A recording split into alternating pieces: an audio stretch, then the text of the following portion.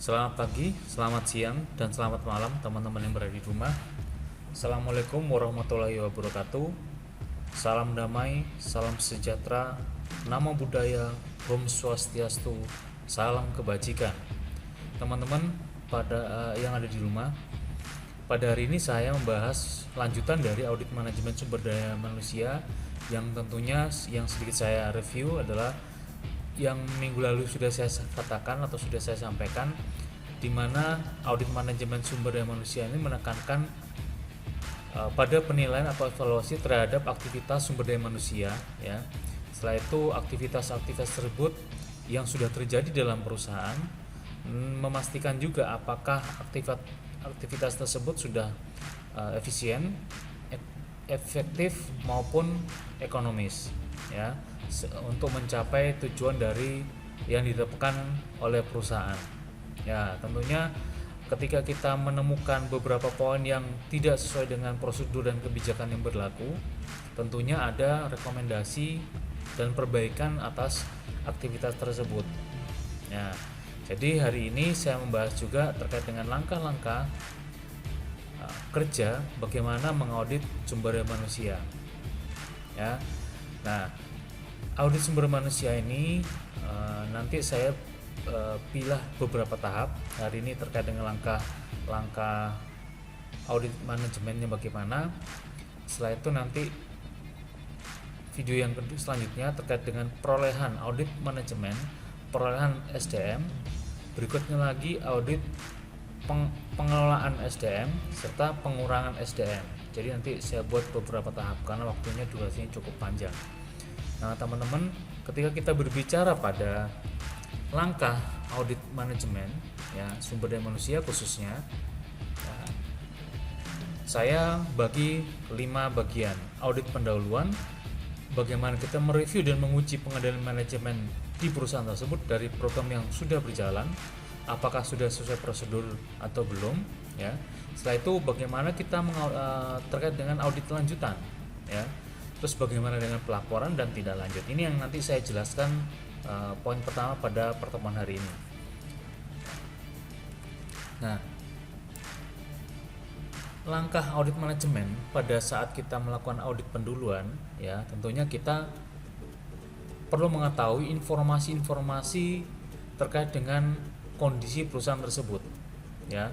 Informasi apa saja, ada gambaran umum bagaimana ya. Jadi kita mengetahui perusahaan itu bekerja atau memproduksi apa, atau perusahaan tersebut mengelola apa ya. Setelah itu berdiri kapan, setelah itu perusahaan jumlah karyawannya itu berapa, jumlah produksinya berapa dan sebagainya. Cukup banyak terkait dengan di departemen per departemen. Nah, di audit pendahuluan ini kita yang sudah saya katakan tadi, kita mencari informasi sebanyak-banyaknya terkait dengan gambaran umum perusahaan secara global sampai dengan kita mengetahui latar belakang kenapa mereka mau melakukan audit manajemen ya. Melakukan audit manajemen, setelah itu budaya di organisasi itu sendiri bagaimana terkait dengan aktivitas manajemen itu bagaimana ya. Jadi kita mengetahui informasi lebih dulu, kita mengetahui latar belakang, gambaran umum serta budaya organisasi. Untuk apa sih? Untuk merumuskan tujuan audit ya, untuk mengetahui memastikan dan untuk mengetahui atau untuk mendapatkan bukti-bukti yang memang diperlukan pada saat kita mengaudit ya. Tentunya bukti dokumen terkait dengan prosedur-prosedur kerja apakah sudah sesuai, kita tanyakan atau kita praktekkan atau karyawan praktekkan terkait dengan aktivitas yang sudah dilakukan atau yang sedang dilakukan sama mereka apa saja dan sebagainya. Dan bukti-bukti tersebut itu yang kita kumpulkan untuk kita buat rekomendasi pada akhirnya. Nah, dan tentunya tujuan audit ini merupakan hal yang sangat penting bagi audit manajemen karena mengarahkan bagaimana kita informasi ini ya, dari informasi yang didapat bagaimana kita melaksanakan audit nantinya. Terus audit apa dan harapannya bagaimana ketika kita sudah memperoleh aktivitas tersebut atau kita memperoleh bukti tersebut. Nah ini nanti dari audit pendahuluan ini kita memperoleh gambaran secara menyeluruh bagaimana rencana kerja, ya, bagaimana kriterianya nanti, bagaimana kebijakan terkait dengan peraturan perundang-undangan yang berlaku, bagaimana dengan aktivitas terkait dengan standar operasional prosedur, ya, di perusahaan, terkait dengan pelatihan dan pengembangan karyawan ketika karyawan tersebut merupakan calon karyawan, sebelum calon karyawan tersebut masuk ke dalam ranah perusahaan, tetap mereka ikut seleksi terkait dengan penerimaan atau seleksi karyawan. Nah, itu apakah sudah sesuai dengan prosedur dari awal, dari perusahaan yang membutuhkan karyawan sampai dengan proses seleksi, penempatan hingga orientasi. Nah, dari standar operasional tersebut, ya, tentunya kita perlu mengetahui kedalaman dari sumber daya atau departemen sumber daya manusia, apakah sudah sesuai dengan kondisi yang ada di lapangan. Ya, tentunya yang pasti yang jadi garis besar, gambaran besar umum dan garis besar pada saat kita audit pendahuluan adalah mencari informasi. Nah, setelah itu dari informasi tersebut kita memperoleh kriteria tadi saya sebutkan tadi, kriteria penyebab akibat. Kriterianya apa saja? Nah, rencana kerja SDM itu bagaimana ke depannya? Apakah sudah ada, apakah tidak?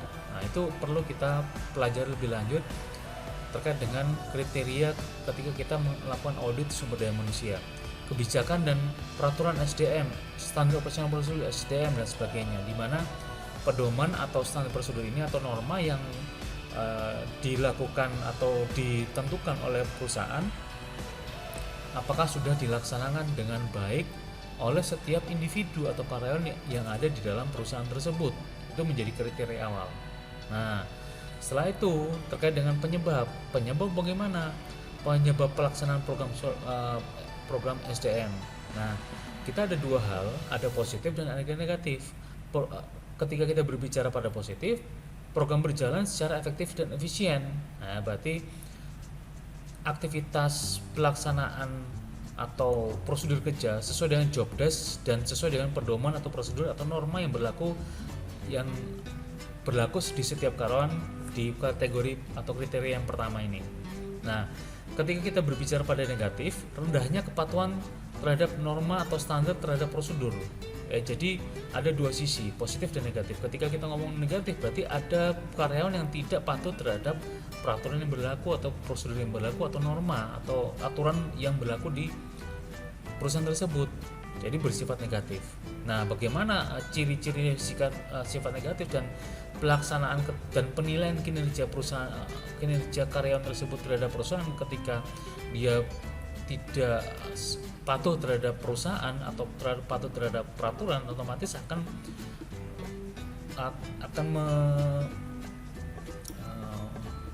mengklasifikasikan beberapa tahap, ya, mengklasifikasikan atau kita urai beberapa tahap di mana ada pembinaan, SP1, SP2 dan sebagainya. Jadi memang ada langkah-langkahnya ketika karyawan tersebut bersifat negatif, atau bahkan terakhir bisa pemecatan karena memang tidak sesuai dengan tidak ikut aturan undang-undangan yang berlaku dan peraturan perusahaan yang berlaku, karena sudah ada sanksi pertama, ada teguran, ada sanksi pertama, ada sanksi kedua, dan akhirnya dilakukanlah pemecatan atau pengurangan ataupun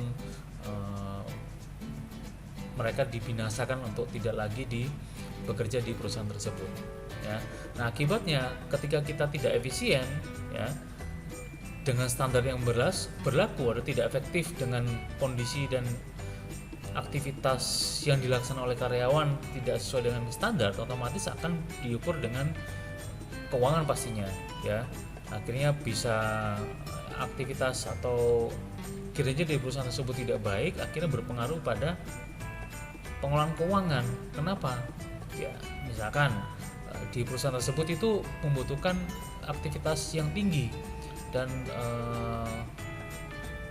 hasil yang maksimal, tapi ternyata ada salah satu apa dua orang apa tiga pada saat bekerja dia tidak di tempat, dan ternyata dia tidur, dan ternyata dia itu makan, dan ternyata dia rokokan atau ngopi, itu kan sudah melanggar prosedur.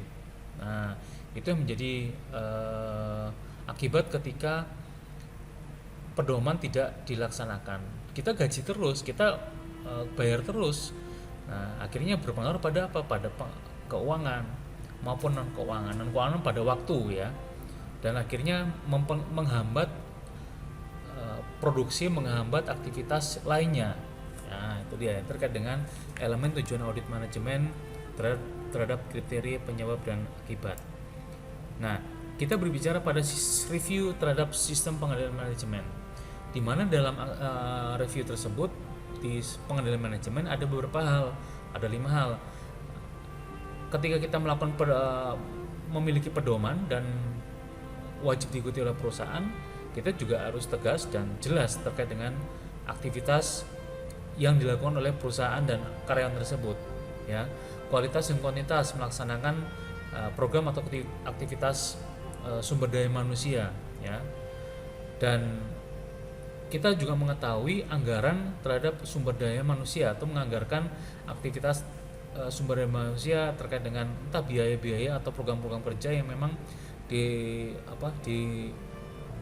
nantinya dilakukan pengembangan pada karyawan, ya.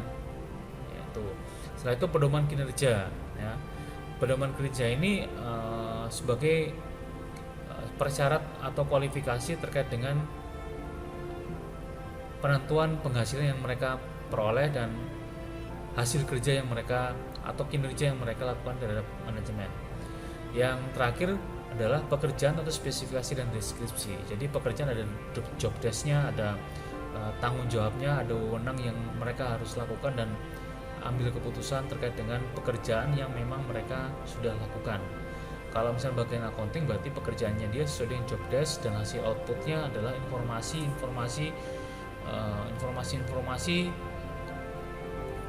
yang dibutuhkan untuk pengambilan keputusan. Tapi kalau terkait dengan SDM, berarti apa? Berarti terkait dengan kinerja dari karyawan tersebut, apakah sudah sesuai dengan kondisi dan job desk-nya atau belum, ya. Nah, dari review sistem pengendalian intern ini, auditor akhirnya mampu memahami kondisi yang terjadi karena perusahaan itu tidak tegas atau tidak menganggarkan atau tidak memiliki pedoman atas kinerja atau atas aktivitas SDM, ya. Akhirnya terdapat kekurangan yang memang perlu diperbaiki, ya. Sehingga akhirnya ketika kita mempelajari terkait dengan sistem pengendalian manajemen, kita nantinya mengetahui sumber ketersediaan data yang memang dibutuhkan pada saat kita melakukan audit, ya.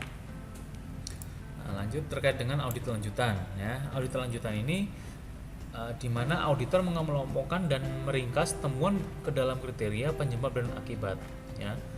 Dan temuan tersebut dianalisis masalah yang terjadi, ya, apakah berdiri sendiri atau ada keterkaitan dengan pihak lain atau orang lain atau sistem yang lain. Nah, ini juga perlu kita perlu analisis secara mendalam terkait dengan permasalahan yang dimiliki oleh perusahaan.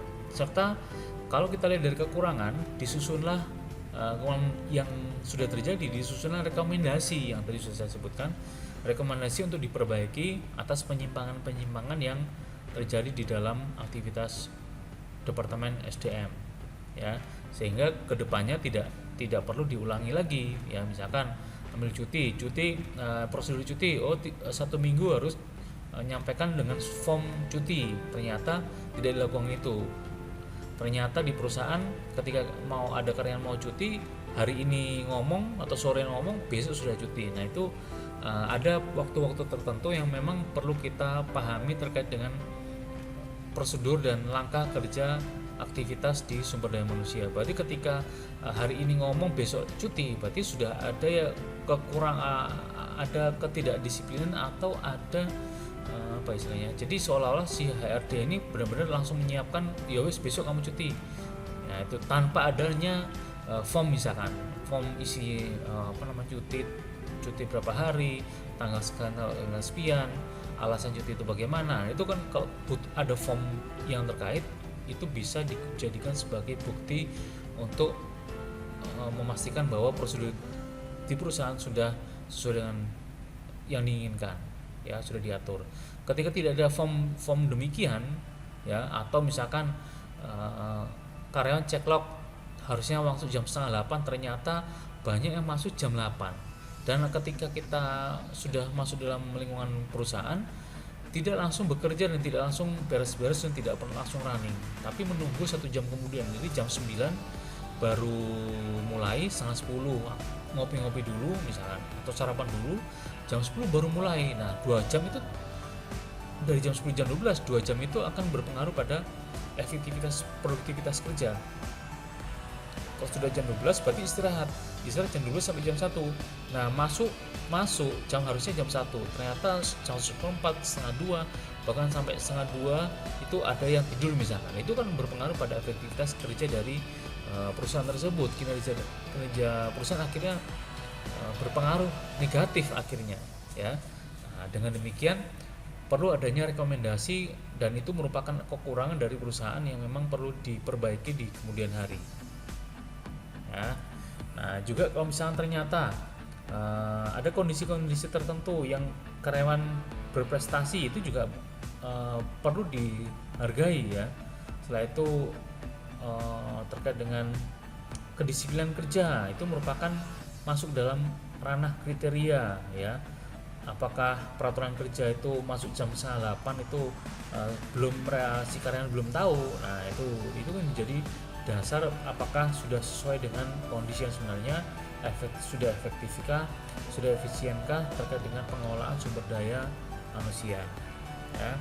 Setelah itu kita lanjut terkait dengan pelaporan. Nah, pelaporan ini merupakan hasil dari informasi berdasarkan latar belakang, kesimpulan audit, ya, informasi-informasi yang diperoleh dari kita terjun di lapangan. Setelah itu kita membuat kesimpulan bahwa butuh namanya rekomendasi. Dengan adanya kesimpulan, sebelum kesimpulan tentunya perlu adanya temuan apa sih yang ada di lapangan. Misalkan jam kerja, misalkan pada saat jam kerja itu pada saat keluar masuk atau cek log, atau ada karyawan yang tidur pada saat jam operasional berlangsung. Nah, setelah itu yang berpengaruh pada temuan, ya, itu berpengaruh pada pertemuan, dan temuan tersebut disampaikan, dicatat sedemikian rupa untuk dijadikan dasar kita melakukan rekomendasi. Dari temuan tersebut tentunya perlu adanya bukti pendukung, ya, ada CCTV, ada form-form yang sudah berjalan, misalkan form cuti, ada sebelum cuti ngisi form cuti. Nah, setelah itu dari keempat hal ini muncullah namanya rekomendasi. Rekomendasi berarti apa yang sudah saya katakan tadi. Rekomendasi adalah perbaikan secara menyeluruh terkait dengan sumber daya manusia. Kenapa sih harus menyeluruh? Karena untuk kebaikan dari perusahaan tersebut, ya. Jangan-jangan perusahaan itu tidak efektif, tetap akhirnya kita membayar ke karyawan secara penuh, itu kan berpengaruh pada keuangan atas perusahaan tersebut. Nah, dari pelaporan ini tentunya ini sebelum saya akhiri, dari pelaporan tersebut terhadap ruang lingkup. Ruang lingkupnya apa saja yang Anda yang nanti saya audit, ya. Ruang lingkup HRD, atau khusus untuk BPJS, atau khusus untuk menangani terkait dengan cuti atau perhitungan uang, cek log dan sebagainya. Itu kan juga menjadi ruang lingkup dan dasar pengambilan keputusan apakah harus direkomendasi untuk mau melakukan perbaikan atau tidak. Nah, di sini yang dapat saya sampaikan di bawah adalah di bawah adalah terkait dengan beberapa contoh sebenarnya, contoh pertanyaan terkait dengan audit perencanaan SDM. Ya, ini harusnya dibahas di next video. Ya, misalkan salah satu contoh, ketika kita melakukan audit dan bertemu secara langsung dengan bagian HRD, apakah perusahaan sudah mempunyai standar baku prosedur dalam perekrutan karyawan baik internal maupun eksternal? Oh belum Pak, oh berarti belum. Berarti ini jadi dicentang untuk menjadi rekomendasi, bahwa rekomendasi tersebut perlu adanya pedoman kerja standar yang berlaku ditentukan dan disampaikan kepada karyawan. Kan? Apakah perusahaan memiliki perencanaan SDM untuk memenuhi kebutuhan SDM?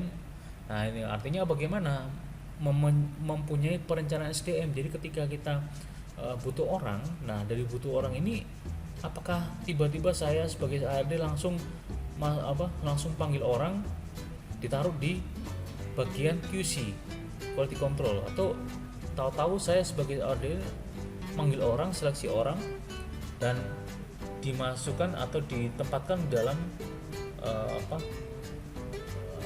mesin atau perawatan mesin atau research and development. Nah itu kan juga butuh perencanaan. Dan perencanaan bagaimana ketika ada yang membutuhkan, ya ada yang membutuhkan. Ketika ada yang membutuhkan, baru kita rencanakan syaratnya bagaimana yang kau butuhkan, Pak PPIC. Syarat yang utama Anda butuhkan untuk mengganti atau apa istilahnya, menambah kebutuhan SDM, itu ada kualifikasinya tersendiri dari bagian terkait, ya. Nah ini beberapa pertanyaan yang nanti Anda bisa pelajari secara mandiri. Dari contoh ini itu yang dapat saya sampaikan untuk poin pertama di materi audit manajemen sumber daya manusia untuk langkah audit SDM. Terima kasih atas perhatiannya. Selamat pagi, selamat siang, dan selamat malam. Assalamualaikum warahmatullahi wabarakatuh. Salam damai, salam sejahtera, namo buddhaya, Om Swastiastu, salam kebajikan.